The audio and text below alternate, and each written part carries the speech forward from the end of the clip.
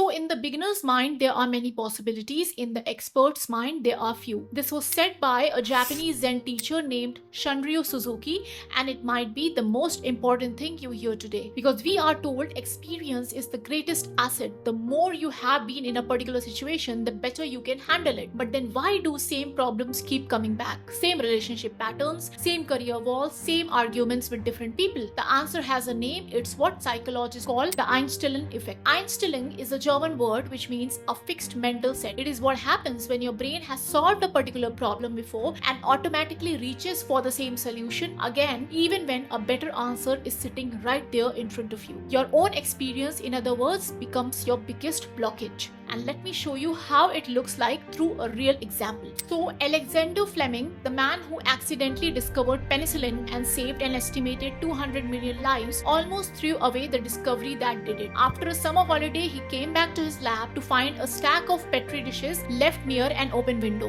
One of them had mold growing on it. Now every other scientist in that building, if they saw the same thing, a leftover contaminated dish with mold from a ruined experiment, they would immediately throw it away and start again, because this is what your training tells you. This is what your prior experience tells you. But Fleming picked up the dish and got curious to see how this mold had destroyed every bacteria around it. And so instead of seeing it as a failed experiment, he saw a question: what is this doing and how is this doing it? That single moment of curiosity in an expert's lab became penicillin. His colleagues had almost certainly seen the same contamination before, but would have thrown it away every single time. What mattered was a different perspective to the same problem. But why?